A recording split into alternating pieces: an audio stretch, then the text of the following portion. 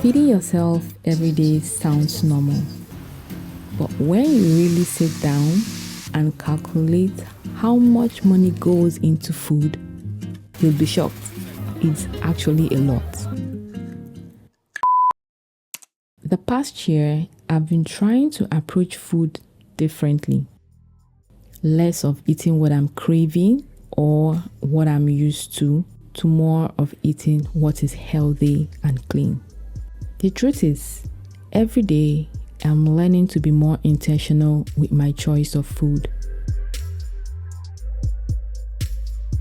But before I go to the market, I like to arm myself. And what do I mean by that? In our market here, prices of food and any goods really can be a bit unstable. So depending on how you look, small money can be padded into your price. So you have to dress, what's the right word now? Low key, simple, to blend in. This is the right time to give the I have no money vibe. It can actually help you get a better price, trust me.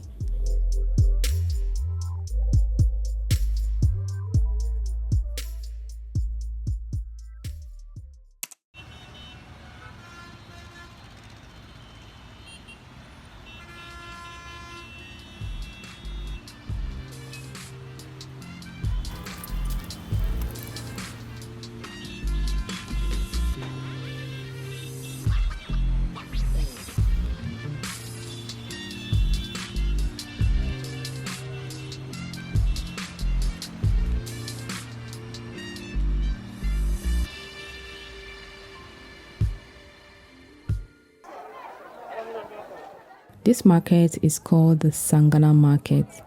It's one of the busiest street markets in Port Harcourt.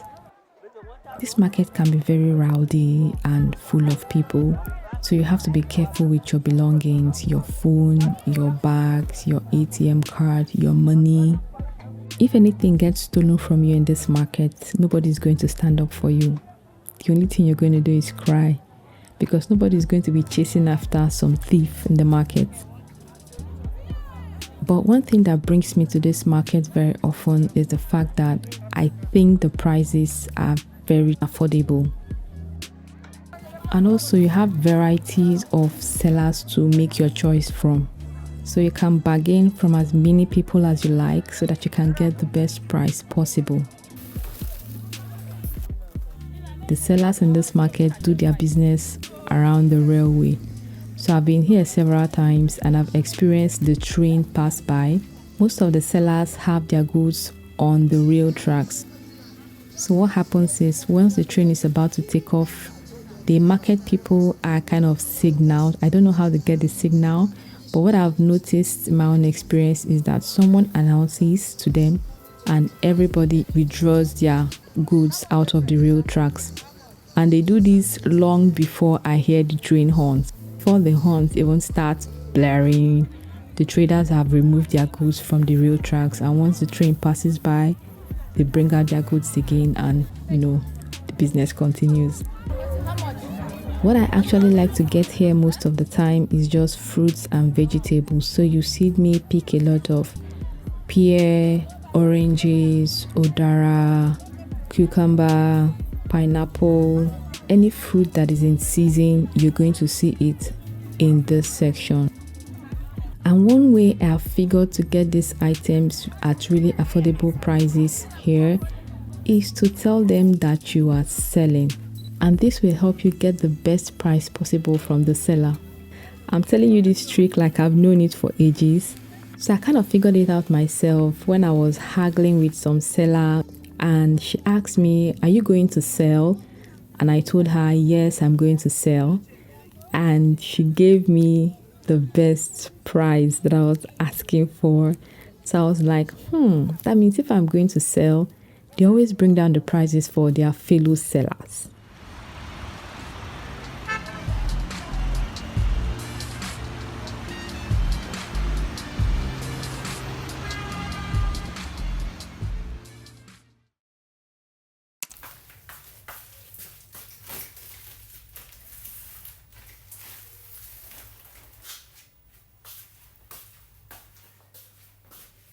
In my area here in Port Harcourt, markets are simply cheaper.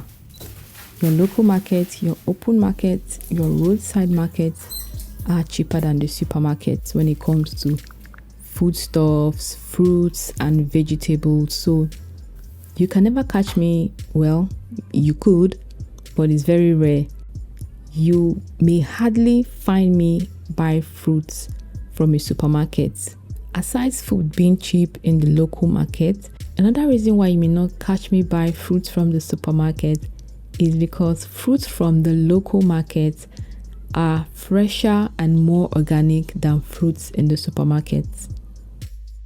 I remember one time I bought strawberries and blueberries from a supermarket. They were way pricey, and on top of that, they were almost all going bad. Those bad ones were, hidden under the good ones. So you won't even notice it when you pick up a pack of the fruits. By the time you get home and you open it, you find that half of the fruits have gone bad on top of the price that you bought it. Yeah, I know that supermarkets are comfortable, they are organized, but convenience sometimes adds some extra cost. We all know that eating healthy is super expensive already, and I'm looking for ways to do that with the minimal budget that I have. If you're patient in the market, in the open local market, you can save quite a bit.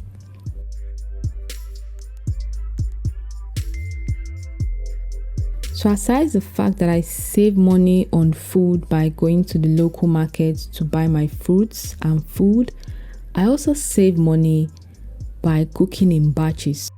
I cook these foods that would last for 3, 4 to 5 days.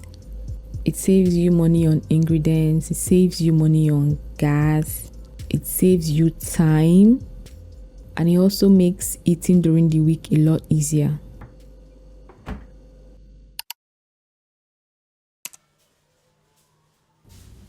So another thing that has changed for me is how I think about food. I used to eat mainly for taste, for cravings, for enjoyment. Me in the past, if I have to eat the food has to be delicious.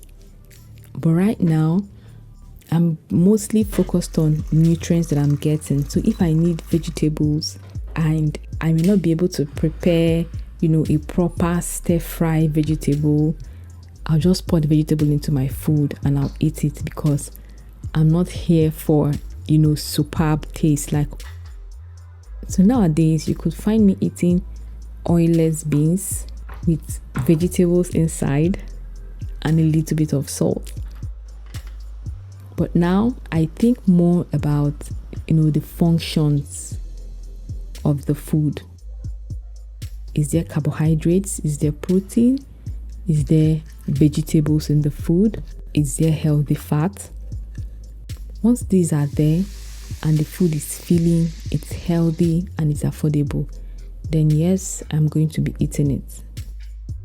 So this is just a reminder for someone who is trying to eat healthy and stay healthy, but still has a limited budget. You can actually achieve this. So right now, I'm on this journey of taking the simplest approach to food and one that makes the most sense to me and for my budget. I just need to eat well, spend wisely, and keep life moving.